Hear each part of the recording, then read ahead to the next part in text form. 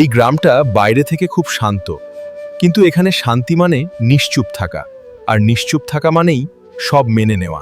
দিনের কাজ দিনে শেষ হয় না, আর ঝামেলা হলে সময় জিজ্ঞেস করে না। এই তেল রান্নার জন্য না, এই তেল ব্যথা টানানোর জন্য।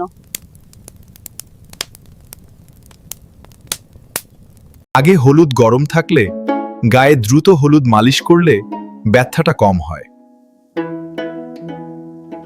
তেলের গন্ধ বেরোচ্ছে মানে আজ নিশ্চয়ই কেউ মার খাবে। হ্যাঁ সত্যি, বুঝতে পেরেছো, আমার ভাসুর মার খাবে। মার খাবে পুরুষ, কিন্তু ভুগবে বউ।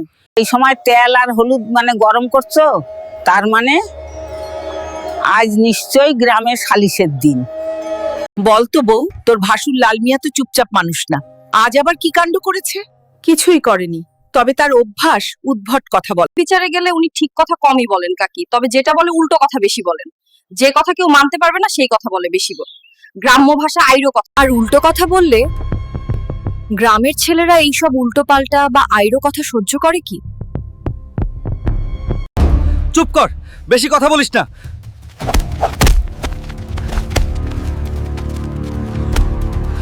নিজের মুখের খারাপ ভাষার কারণে মার খেয়ে ফিরলে সব রাগ বাড়িতে এসে পড়ে, কারণ এখানে কেউ কিছু বলে না।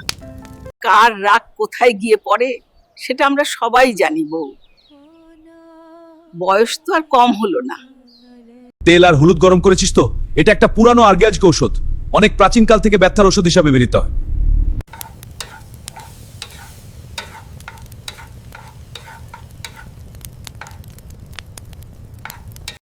এইটাই অভিজ্ঞতা বউ। আগাম বোঝা আগাম গুছিয়ে রাখা এবং সময় মতো সিদ্ধান্ত নেওয়া এবং প্রয়োগ করা।